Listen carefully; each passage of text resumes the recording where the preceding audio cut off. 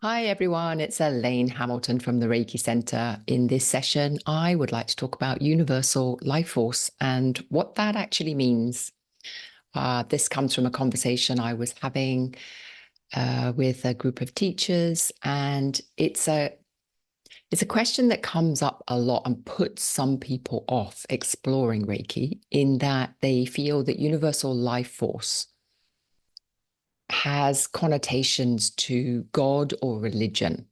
So I just wanted to expand on what what a definition of universal life force might be, and for you to think in your own general terms in terms of what that means for you. Reiki is not religious. It never has been. It's even though Usui was from Buddhist backgrounds, that's not surprising. Japan was Buddhist at the time. You didn't really have much choice. It's just like most people in the UK, if they are going to have a religion, it's going to be some Christian descent. Doesn't make you when you then discover something, like if you're a scientist and you've discovered something, but you happen to be Christian by birth or lineage or tradition, it doesn't make whatever you've discovered in science religious in context. So I think there's a really funny there's a lot of assumptions that happen. And when we say universal life force, clearly there are some assumptions around that as well. Like um, I used to have very funny conversations with my dad. My dad's an atheist, and yeah, I don't know. I'm a lifeist. My feeling is that there is a movement of energy.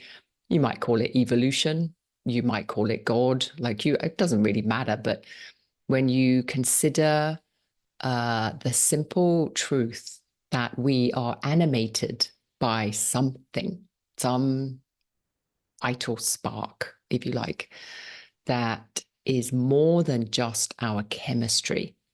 Now, again, you might question that. You might say, nope, it's just our chemistry. There's like when we're born, our consciousness resides inside of our body and it doesn't reside anywhere else. Or there is a state of consciousness whereby I am conscious when I'm awake and then I'm unconscious when I'm asleep. Then what is dreams, right? I don't know. I mean, this is for you to decide what it is that you believe, but understanding that whatever belief system you come up with is not ultimately the truth. We tend to come up with belief systems that kind of suit our time of life, might be influenced by the people around us. Like if you were brought up Christian, then you're going to feel and you believe the rhetoric, then that's going to be what brings you comfort. Your community might bring you comfort as well. And the idea that if you're a good person, you're going to go to heaven, blah, blah, blah. All of that is fine. But that doesn't make it the truth for everybody. Just a quick demographic reminder here. This idea of there's some white dude sitting up in a cloud is kind of like goes against the grain. Like if there's any kind of democracy going on here or majority rules, then actually the dude up in the sky is going to be Asian because 60% of the planet is Asian. There's only 10 to 14% of the planet is actually white Caucasian. So, you know, if you're thinking like that, that's a real minority mindset. And sometimes that's really important to understand. Like we think that we are the center and our communities are the center of the planet, but it's actually not. There's a lot of other stuff going on, and there's a lot of bigger religions as well, and there's a lot of bigger thought. So this idea that we funnel in, and when I say or another Reiki teacher says universal life force, somehow we are referring to a Christian God, or for those who are Christian, they get offended because we are referring to a Buddhist precept because Usui was Buddhist. These are just belief systems. It's like there are real things like gravity. I think everybody on this planet, well, most people on this planet would would say, yes, gravity exists because I can experience it. And it's that same experience that I'm inviting you to discover for yourself around what Reiki might be. So dismissing it because somebody who is teaching Reiki is referring to it by its term, universal life force, don't put any other assumptions on it.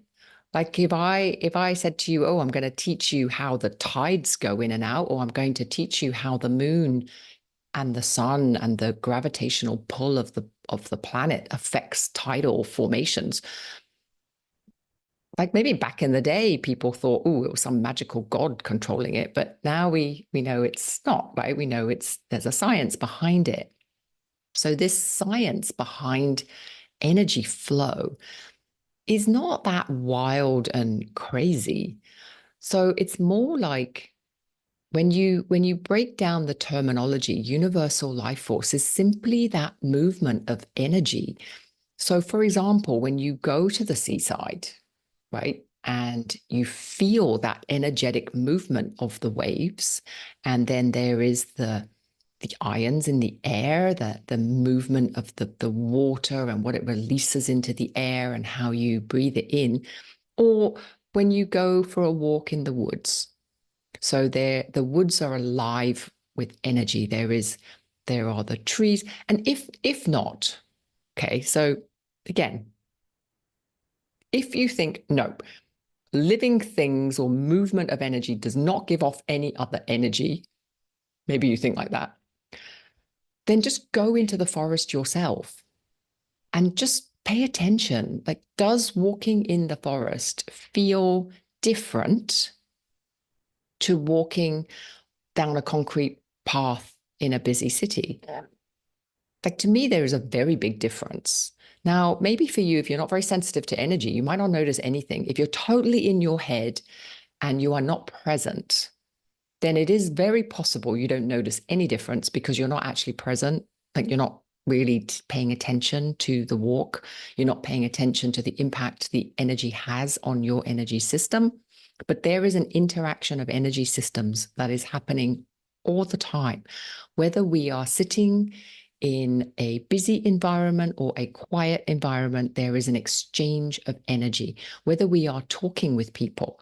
There are some people you talk with and you walk away from feeling more energized. And there are some people you talk with, and when you leave, you feel less energized. So there is obviously a movement of energy happening in our relationships, in our interactions. And that interaction is both with other human beings or with other living things, with animals, with plants, with nature. And it also happens in different environments as well. So being in a city is a different feeling from being in the country. And you just need to test this out for yourself. And sometimes going from country to country, there's also a difference. So we feel more comfortable in certain countries than others, in certain places than others. So there is an undeniable movement of energy. And what we term universal life flow is simply pointing to this, the flow of energy that intermingles and interchanges between living things. Now, we could say that maybe it's going through inanimate objects as well, possibly. I don't know.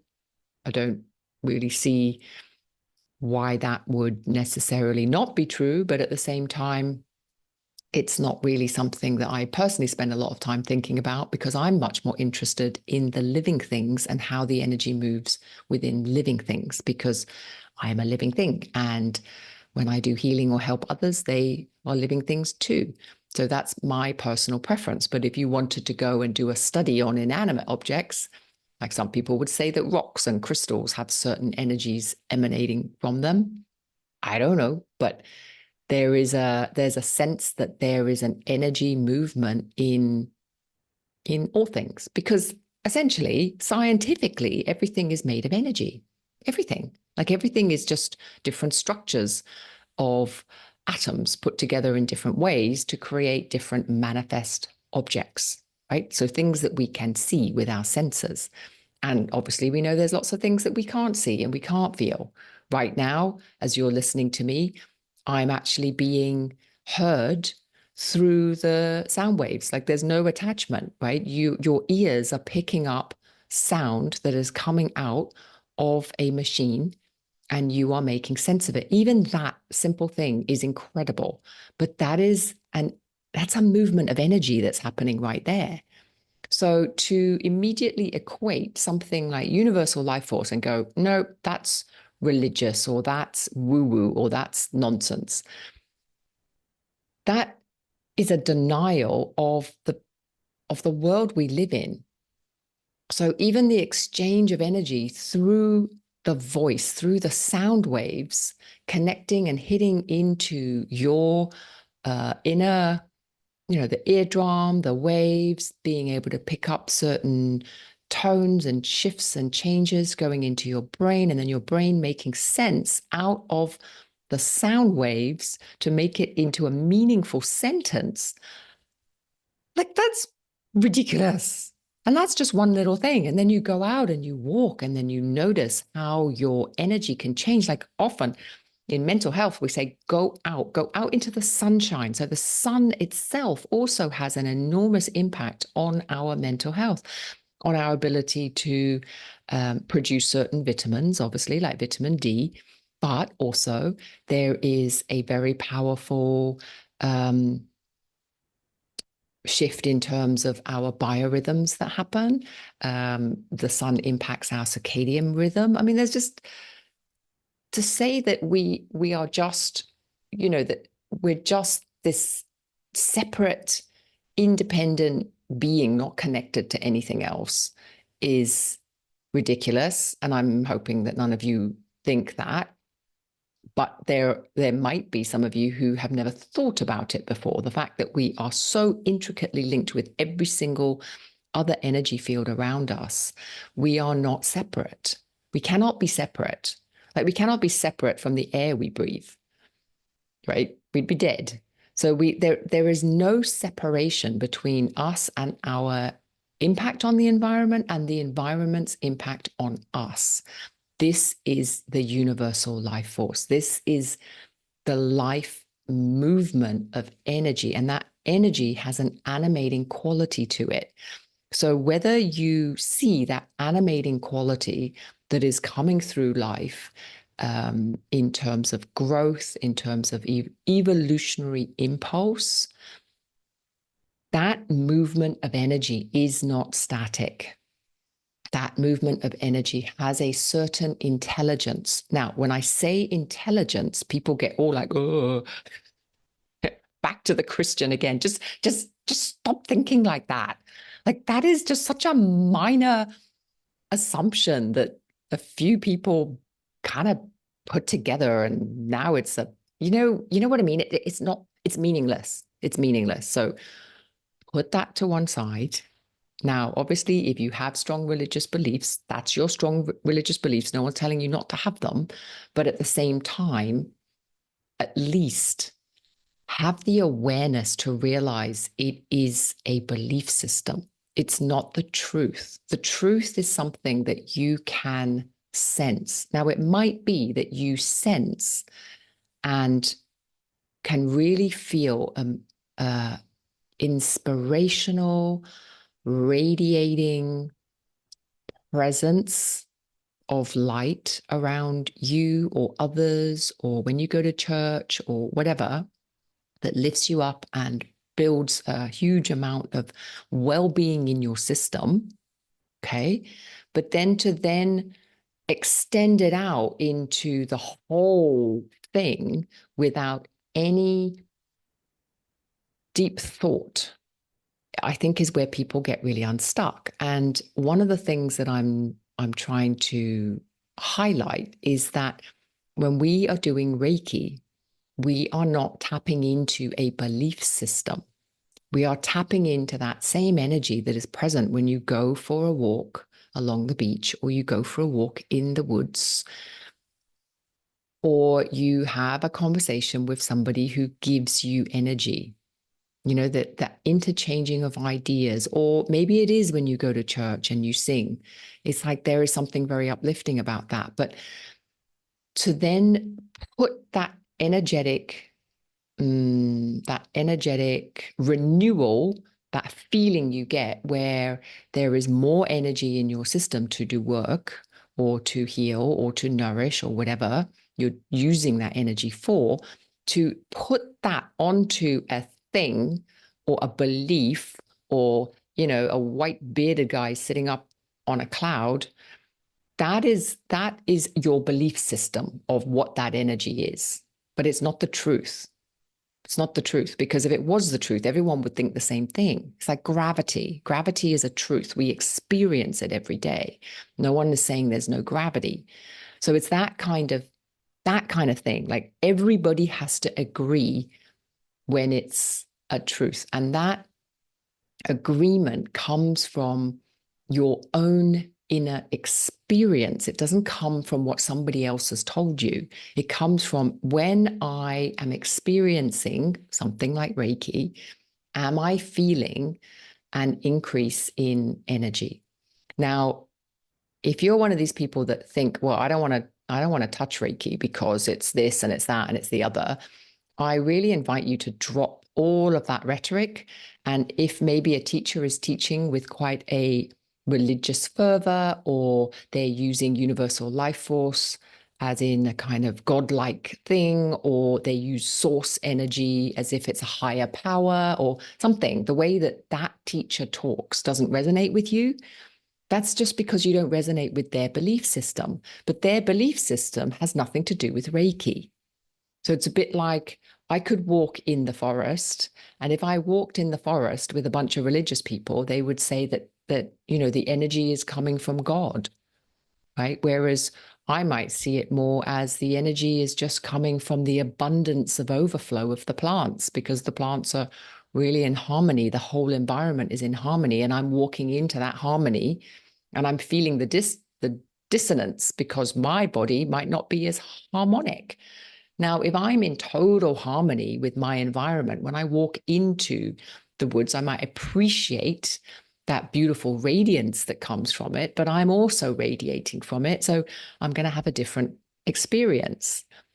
So when you're walking this earth with people with different beliefs, they're going to have very different interpretations based on those beliefs, right? And Reiki is no different. So you're going to get teachers of Reiki who talk a very different belief. Reiki's like this and it's like that, and you do this and you do that.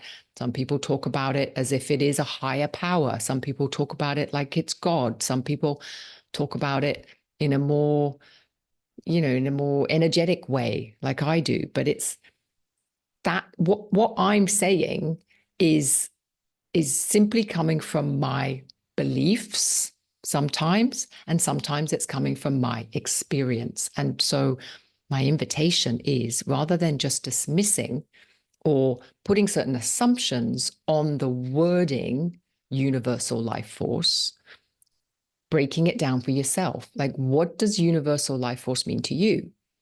Does it mean an energetic interchange? Or does it mean some godlike figure that it has power over and is kind of manipulating and moving things around and like overseeing things? And these are really kind of interesting questions to have anyway. It's like, what is going on, and basing it on your experience, because we have so many assumptions. So many assumptions. And as soon as we put a belief in front of an assumption, then we're not looking at the thing anymore at all. So when you think about, when you're in your head, you're not experiencing what's around you. And even when you are experiencing what's around you, if you're trying to be mindful, just notice what happens as soon as you name something, then it dulls it. So we don't really meet life very well. And we've been trained from a very young age not to meet life. So we don't really experience life in its fullness.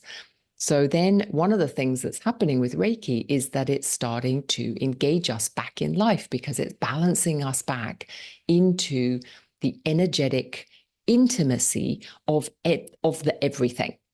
because everything is connected. So when we start doing our Reiki, we start to connect in with that again. And then we feel more alive. We feel more present. We feel more balanced, right? We feel more joy. We feel more calm. We feel, we feel more. We basically feel more.